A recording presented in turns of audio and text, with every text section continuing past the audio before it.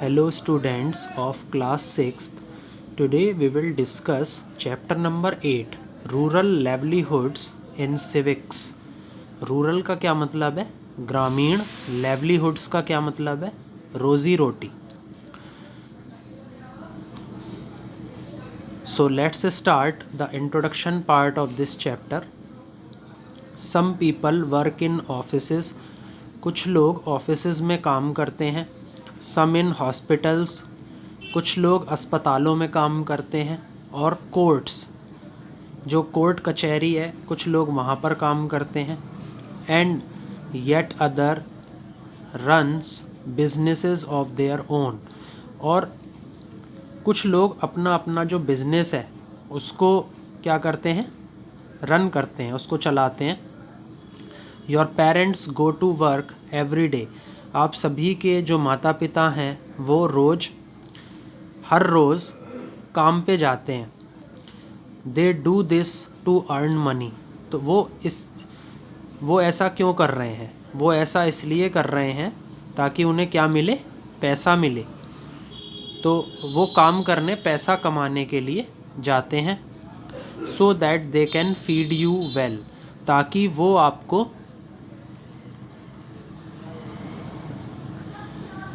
बढ़िया तरीके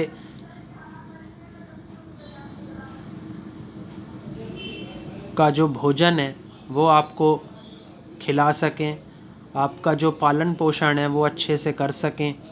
educate you, आपको अच्छे से पढ़ा सकें. And give you all the necessities of life. और जितनी भी आपकी ज़िंदगी की ज़रूरतें हैं उनको पूरा कर सकें. Means of livelihood are different in rural areas. अब रोज़ी रोटी के जो साधन हैं दे आर डिफरेंट, वो काफ़ी अलग अलग हैं इन रूरल एरियाज़, ग्रामीण क्षेत्रों में. People do different kinds of jobs to earn money and lead their life.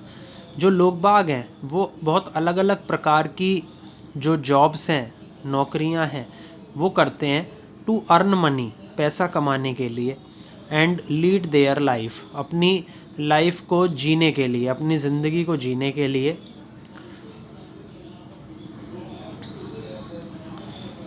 तो अब हम इस चैप्टर को स्टार्ट करते हैं.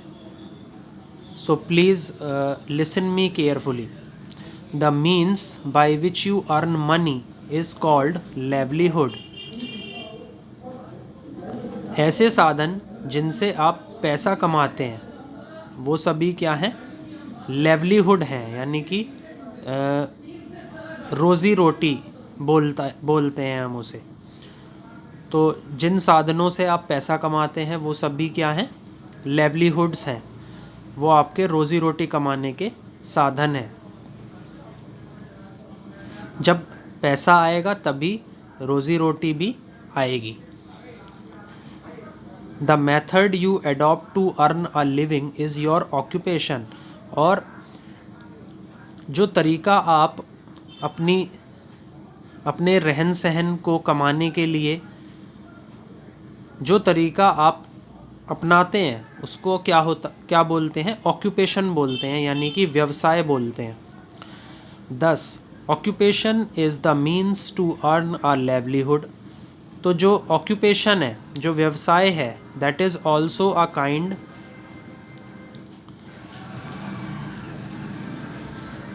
Of a method to earn a livelihood. उससे आप ये एक ऐसा साधन है जिससे आप अपना जो व्यवसाय है उसको कमाते हैं. There are various types of occupations. बहुत सारे प्रकार की जो ऑक्यूपेशंस हैं वो लोग बाग करते हैं. What is the occupation of your parents. तो पहला क्वेश्चन ये अराइज होता है कि जो पेरेंट्स हैं आपके वो किस प्रकार का व्यवसाय करते हैं. My father is a businessman. मेरे जो फादर हैं, मेरे जो पिताजी हैं, वो क्या हैं? बिजनेसमैन हैं, यानी कि उनका अपना ही एक व्यवसाय है जिसको वो चलाते हैं.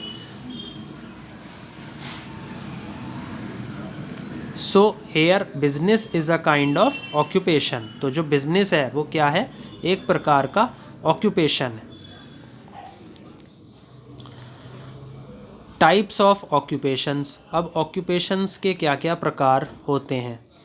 द वेरियस ऑक्यूपेशंस में बी क्लासीफाइड इनटू 3 सेक्टर्स। जैसा कि आप सभी को पता है कि जो ऑक्यूपेशंस हैं, जो व्यवसाय हैं, वो 3 सेक्टर्स में क्या कर दिए गए हैं, वर्गीकृत कर दिए गए हैं।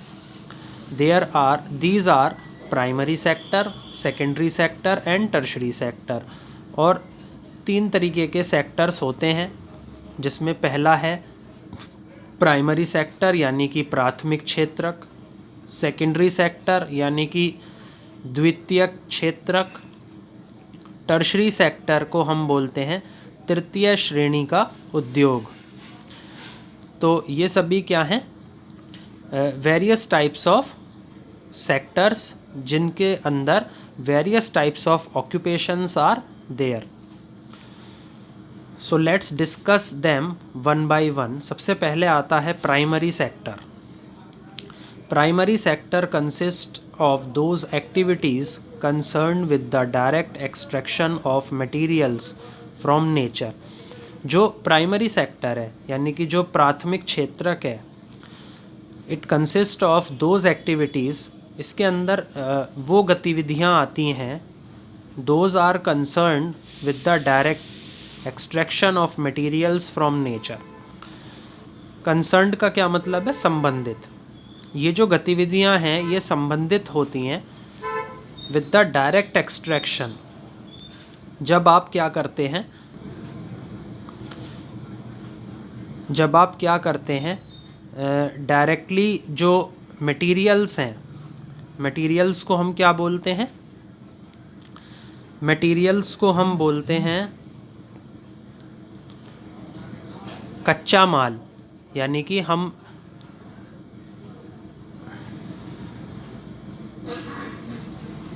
मटेरियल्स को क्या कर लेते हैं, निकाल लेते हैं directly.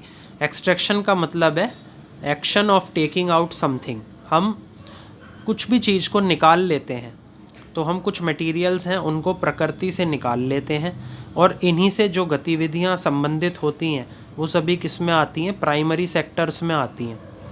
In this sector people are engaged in agriculture, fishing, dairy farming and poultry farming, mining, forestry etcetera.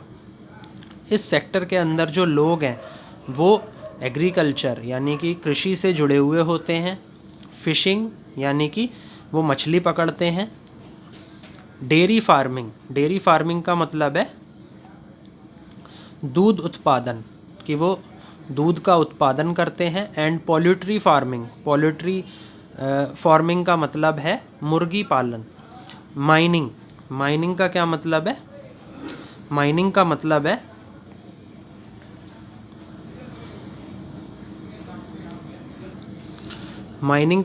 है खुदाई। फॉरेस्ट्री का मतलब है वन निर्माण। तो ये सभी क्या हैं, सभी ऑक्यूपेशंस हैं जो कि किसके अंतर्गत आती हैं, प्राइमरी सेक्टर के अंतर्गत आती हैं। All these occupations are related to obtaining raw materials from the earth directly. इन सभी ऑक्यूपेशंस में, इन सभी व्यवसायों में क्या होता है, हम क्या प्राप्त करते हैं, रॉ मटेरियल्स, यानी कि जो कच्चा माल है उसको हम प्राप्त करते हैं। रॉ मटेरियल्स को स्टूडेंट्स हम फीड स्टॉक बोल देते हैं, अनप्रोसेस्ड मटेरियल बोल देते हैं, या फिर हम इसे क्या बोलते हैं, प्राइमरी कमोडिटी मतलब कि जो प्राथमिक रूप से जो वस्तुएं होती हैं उनको हम रॉ मटेरियल्स बोल देते हैं। तो ये सभी रॉ मटेरियल्स हम पृथ्वी से निकाल लेते हैं, and hence are called primary occupations. और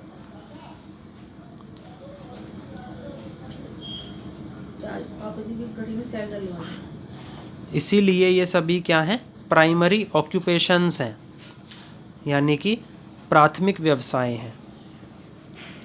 दूसरे आते हैं सेकेंडरी सेक्टर। सेकेंडरी सेक्टर में क्या है? The secondary sector includes industries that process, transform and assemble raw materials into products. जो सेकेंडरी सेक्टर है यानी कि जो द्वितीयक क्षेत्रक है, उसके अंदर कुछ उद्योग शामिल होते हैं जो क्या करते हैं? प्रोसेस करते हैं यानी कुछ प्रक्रिया करते हैं, ट्रांसफॉर्म करते हैं यानी कि परिवर्तन करते हैं, एंड असेंबल यानी कि इकट्ठा करते हैं रॉ मटेरियल्स यानी कि जो कच्चा माल है उसको प्रोसेस भी करते हैं, ट्रांसफॉर्म भी करते हैं, असेंबल भी करते हैं। यहाँ पे बात चल रही है उन इंडस्ट्रीज़ की जो ये काम करते हैं और फिर उन्हें किस में बदल देते हैं? इनटू प्रोडक्ट्स, उत्पादों में बदल देते हैं। For example the cotton textile industry makes cloth from the cotton plant. जो कॉटन टेक्सटाइल इंडस्ट्री है, जो सूती कपड़ा उद्योग है, वो क्या बनाती है? कपड़ा बनाती है फ्रॉम द कॉटन प्लांट, कपास के पौधों से। अ bakery makes bread, cakes, pizzas and biscuits from wheat. और जो बेकरी है वो क्या बनाती है? ब्रेड बनाती है, केक्स बनाती है, पिज़्ज़ाज बनाती है, बिस्किट्स बनाती है। किससे? गेहूं से। The steel industry converts iron ore into steel. अब जो स्टील इंडस्ट्रीज़ होती हैं, जो स्टील उद्योग हैं, वो iron ore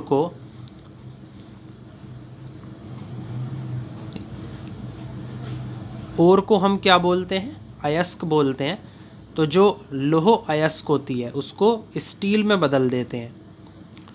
all manufacturing industries are come in this sector. जितनी भी मैन्युफैक्चरिंग इंडस्ट्रीज़ हैं जो किसी भी प्रोडक्ट का क्या कर रही हैं? उत्पादन कर रही हैं, are come in this sector, वो किस में आती हैं? सेकेंडरी सेक्टर में आती हैं। The secondary sector is dependent on the primary sector for raw material. जो सेकेंडरी सेक्टर है, जो द्वितीयक क्षेत्रक है, वो किस पर निर्भर होता है? प्राथमिक क्षेत्रक पर निर्भर होता है फॉर रॉ मटेरियल्स, कच्चे माल के लिए।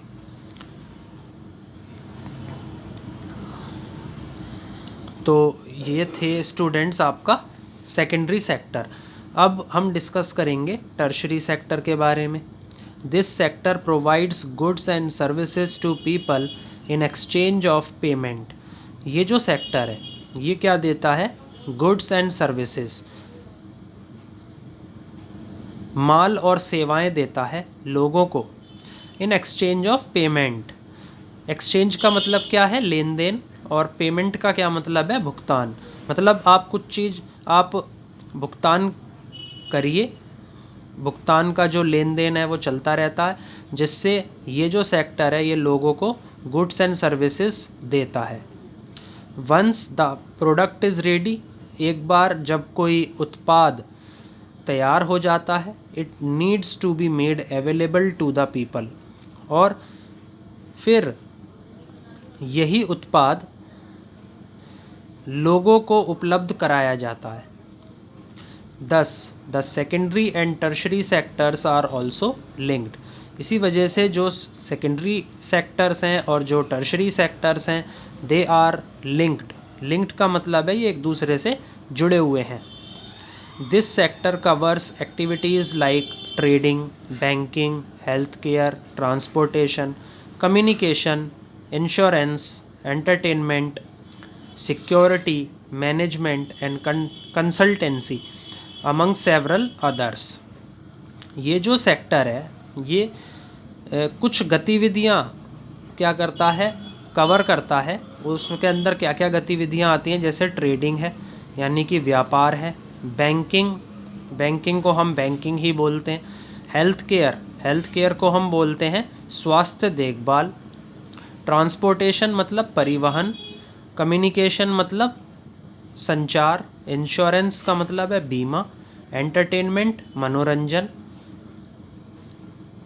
सिक्योरिटी यानी सुरक्षा, मैनेजमेंट यानी कि प्रबंधन, एंड कंसल्टेंसी, कंसल्टेंसी मतलब परामर्श।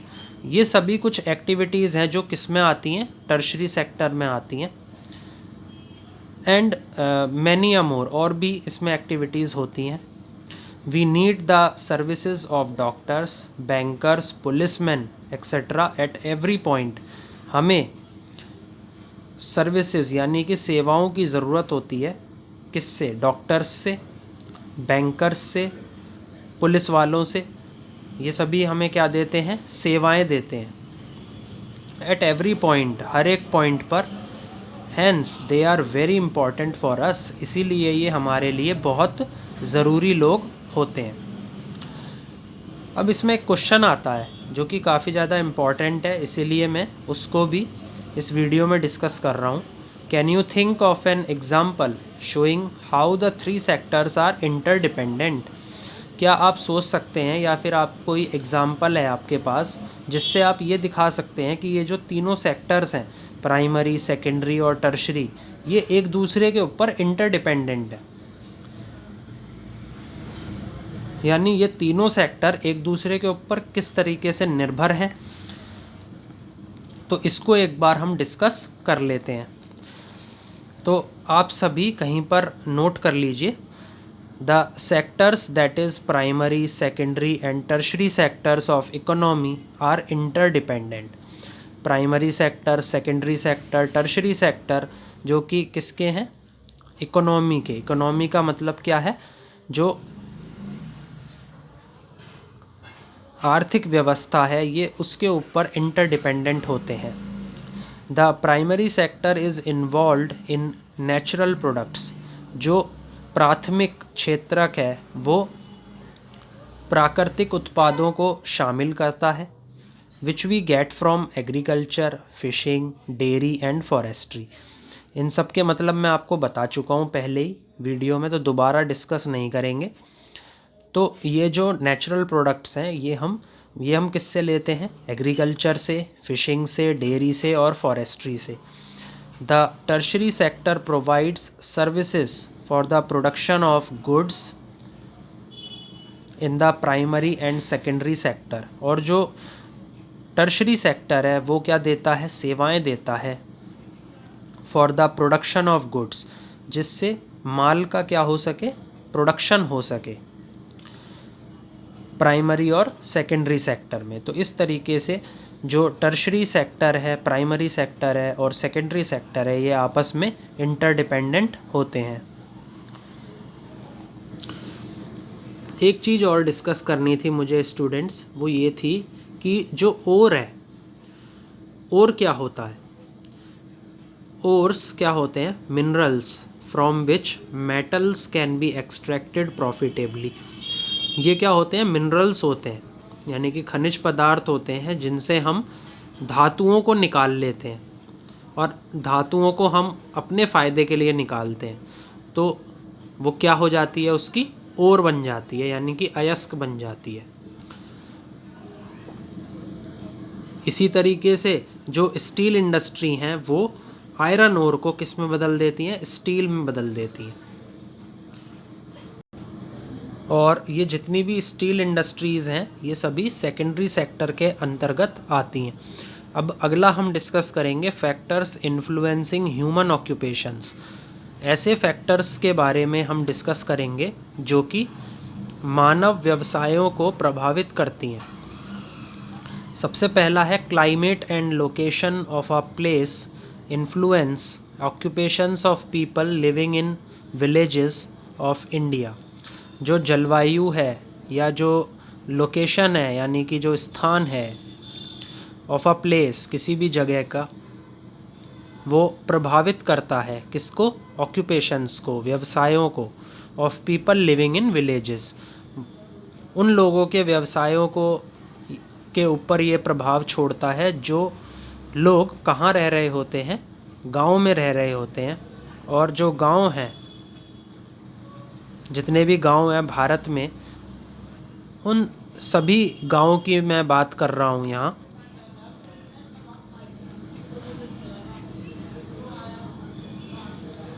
तो क्लाइमेट और लोकेशन ये दो ऐसे फैक्टर्स हैं जो ऑक्यूपेशंस को क्या करते हैं, इन्फ्लुएंस करते हैं, अपना प्रभाव छोड़ते हैं। In villages of hilly areas like Himachal Pradesh, Meghalaya and Assam, the farmers do terrace farming. जो गांव हैं, गांव के अंदर जितने भी हिली एरियाज़ हैं, जितने भी पहाड़ी इलाके हैं, जैसे कि हिमाचल प्रदेश की बात करें, मेघालय की बात करें या फिर असम की बात करें, तो वहाँ पर जितने भी हिली एरियाज़ हैं, जितने भी पहाड़ी क्षेत्र हैं, तो वहाँ जितने भी फार्मर्स हैं, जितने भी किसान हैं, वो क्या करते हैं, टेरेस फार्मिंग करते हैं, यानी कि सीढ़ीदार खेती करते हैं, प्लांटेशन फार्मिंग करते हैं। प्लांटेशन फार्मिंग क्या होती है, वृक्षारोपण खेती। एंड शीप रियरिंग, भेड़ों को पालते हैं। So these are the occupations in the villages of hilly areas like Himachal Pradesh, Meghalaya and Assam. In coastal villages, अब हम तटीय गांवों की बात कर लेते हैं, of the states of West Bengal, Tripura, Kerala, Andhra Pradesh, Tamil Nadu and Karnataka. और ये जो तटीय विलेजेस हैं, तटीय गांव हैं किसी भी राज्य के, जैसे वेस्ट बंगाल के, त्रिपुरा के, केरला के, आंध्र प्रदेश, तमिलनाडु, कर्नाटका, वहाँ पर क्या है कि जो फ़िशिंग है, phishing is the main source of livelihood. जो फ़िशिंग है, मछली पकड़ना है, वो क्या है, मेन स्रोत है किसका, लेवलीहुड का, यानी कि रोज़ी रोटी कमाने का। Today the government is encouraging floriculture. Floriculture क्या है, ग्रोइंग फ्लावर्स एज क्रॉप। जो आज का समय है उसमें जो सरकार है वो आशा देती है किस चीज़ के ऊपर, फ्लोरिकल्चर के ऊपर। फ्लोरिकल्चर क्या है, फूलों की खेती। फूलों की खेती यानी कि इसमें क्या करते हैं, फूलों को हम उत्पन्न करते हैं और उनसे क्या बना देते हैं, फसल बना देते हैं उन्हें। इसीलिए मैंने ये बोला कि फ्लोरिकल्चर को हम फूलों की खेती बोलते हैं। एंड एक्वाकल्चर, एक्वाकल्चर है जलीय कृषि। एक्वाकल्चर में हम क्या करते हैं, rearing aquatic animals like fish for food. इसमें हम जो जलीय जीव हैं उनको पालते हैं, जैसे कि फ़िश यानी कि मछली, फॉर फूड खाने के लिए। इन रूरल एरियाज़, तो ये क्या है, ये सरकार ने ही क्या करा है, एनकरेज किया है लोगों को कि ये फ्लोरिकल्चर को, एक्वाकल्चर को क्या बना लें, ऑक्यूपेशन बना लें इन रूरल एरियाज़, ग्रामीण क्षेत्रों में।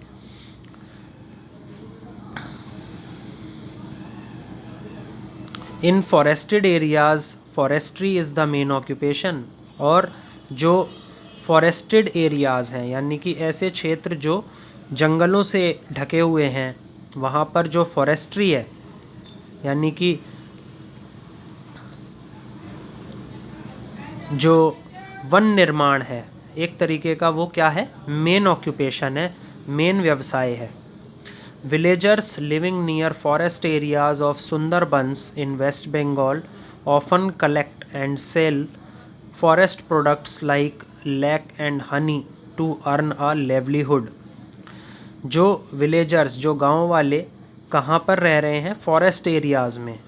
फॉरेस्ट एरियाज़ मतलब जो जंगल के क्षेत्र हैं उनके पास में रह रहे हैं। और जंगल का नाम है क्या, Sundarban.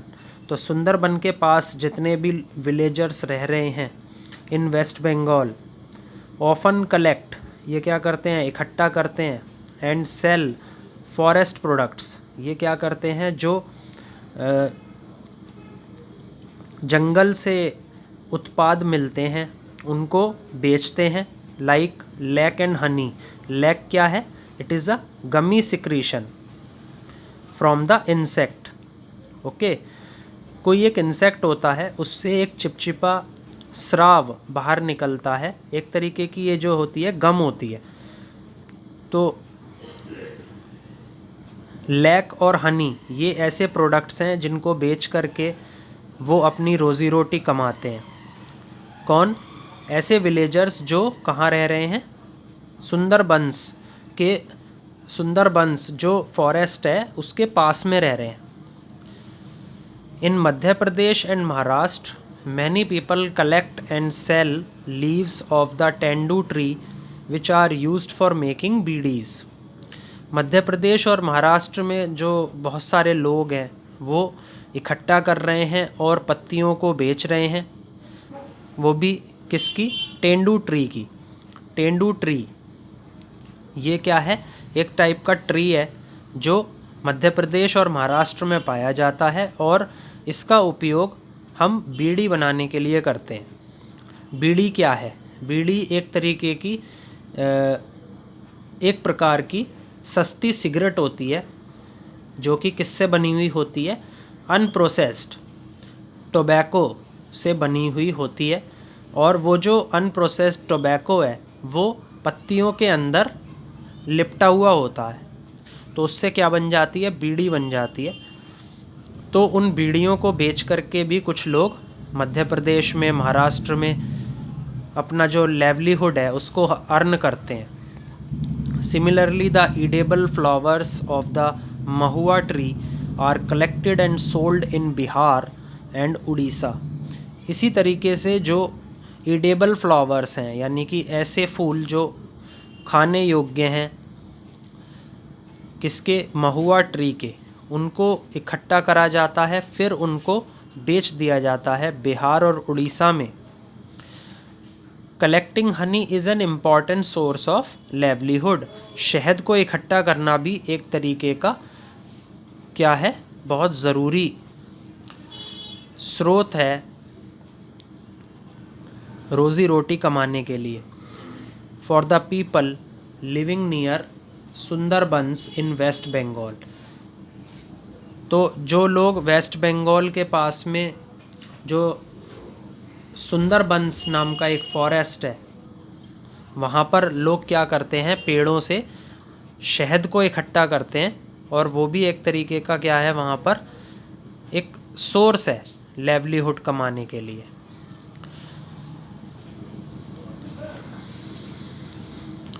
Timber and saw mills are also found in the forest areas.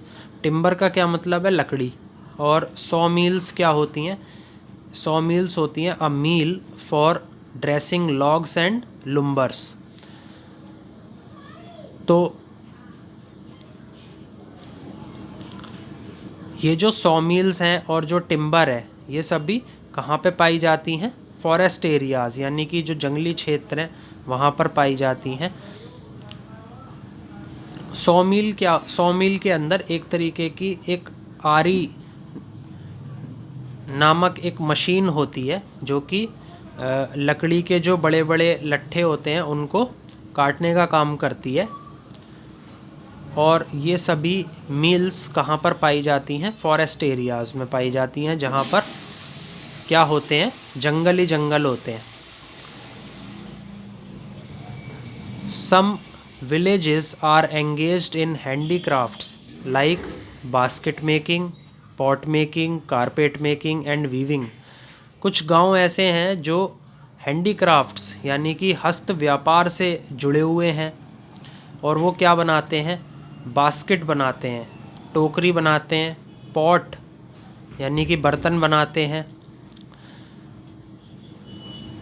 Carpet making कालीन बनाते हैं, एंड वीविंग यानी कि बुनाई का काम करते हैं। तो ये सभी क्या हैं? हैंडीक्राफ्ट्स हैं, मतलब हस्तकला है। जो लोग बाग हैं वो अपने हाथों से ही जो स्किल्स हैं उनको शो करते हैं और अपना जो लेवलीहुड है उसको अर्न करते हैं। तो इसके अंदर हैंडीक्राफ्ट के अंदर क्या क्या एक्टिविटीज़ हैं? जैसे बास्केट मेकिंग है, पॉट मेकिंग है, कारपेट मेकिंग है एंड वीविंग है। तो आई थिंक स्टूडेंट्स आपको यहाँ तक की जो वीडियो है ये समझ में आ गई होगी। Please like, share and subscribe my video. Thank you.